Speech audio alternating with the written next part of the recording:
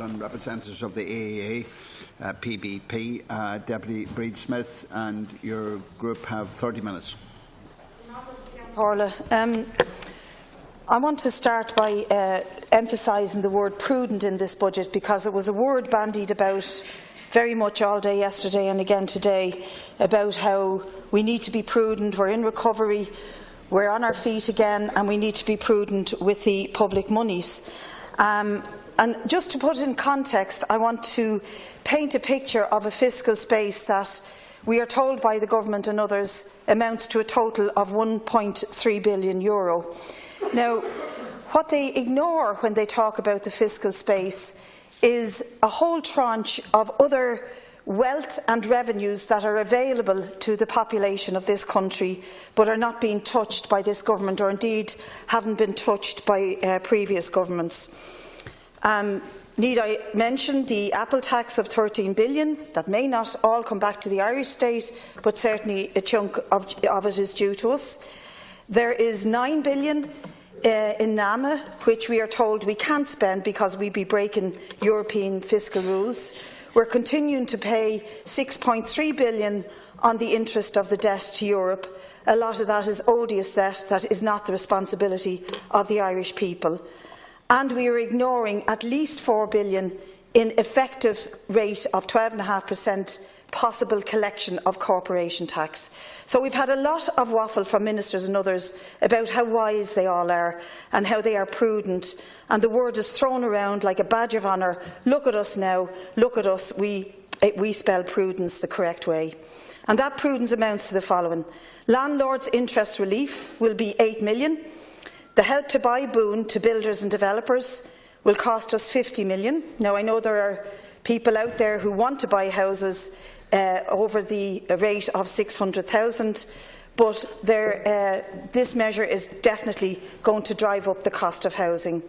The new reduced rate of capital gain tax for entrepreneurs disposing of business interests to €1 million will cost us €13 million. The increase in tax amounts of inheritance over $300,000 will cost us €22 million.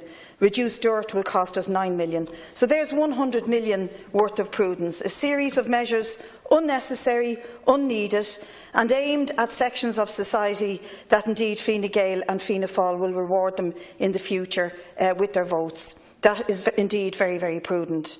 Then we come to the multinationals and the measures that are not taken, the opportunities to alter tax and revenue streams coming to the people of this country in a meaningful way. To take one example, we have reduced the VAT rate on the hospitality and tourism sector and kept it at a reduced rate, costing the state $620 million. What is the justification for this prudence from this government? In a sector that is struggling and fragile, this is not the case. Since 2014, the accommodation and hospitality sector have had an increase of profitability that passed and way overpassed the 2007 levels by 40%. So shareholders and CEOs in this sector enjoy the largest, and what happened to the workers at the hands of this prudent government? And indeed, we are seeing the proposal to increase the minimum wage by a glorious 10 cents an hour. That's not prudence, Ceann Comhairle, that's total indifference to something like 20% of our workforce who depend on the minimum wage and will see their glorious earnings increase by about €3 a week. Just point out, in case anyone's missed it, the very, very wealthy in this country were very, very wealthy before the crisis. They remained wealthy during the crisis, and they've grew wealthier since the crisis. They've been untouched by this budget. We have a tax haven, the foundations of which were built by Fianna Fáil, by Charlie Haughey, Bertie Ahern and McCreevy, to mention a few historical characters, and it remains a tax haven under the watch of Enda Kenny and Minister Noonan. And we contrast this talk of prudence with the attitude to Apple and to others. Contrast the largest to landlords and corporate bodies, and the prudent attitude to young unemployed people who will gain an extra €2.70 a week, €2.70, not even the bus fare into the city for a job interview. And indeed contrasted with the rise that the TDs in this House will get of around €5,000. This, again, Ceann Comhairle, is not prudence, it's indifference. It's blindness that ignores workers, the unemployed and the low-paid. And with all the talk of the increases in social welfare, all of the social welfare recipients will be on less than they were in 2009 after this budget, except for the old age pensioners.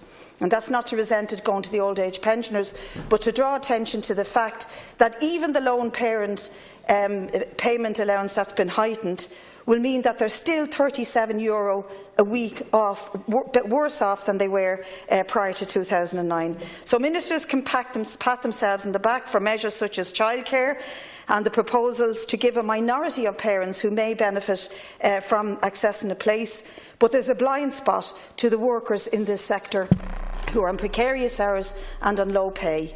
And we ignore the reality that you cannot provide decent social services in any sphere unless you provide decent jobs and decent wages. I want to concentrate on a couple of other things, the main one being housing. What really exposes the farce of this prudence is the measures announced to deal with the housing crisis. Remember that there are 140,000 families in housing need on local authority lists and over 6,000 in homeless accommodation. And all of this is as a fallout from the crisis caused by the very bankers and developers that are nursed and cajoled by Fianna Fáil in the past and by the current government backed up by Fianna Fáil. Apparently, it is to help those who suffer the most from the crisis that we are taking that prudent approach, not the homeless or the people in dire needs of homes.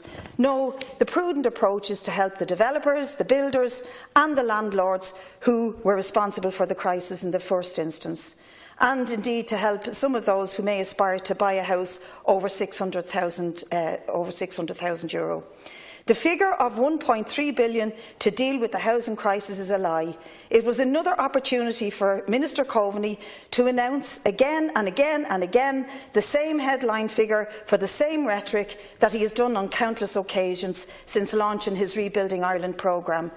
If we had one local authority house for every time he had a PR opportunity on this figure, then we'd be doing well.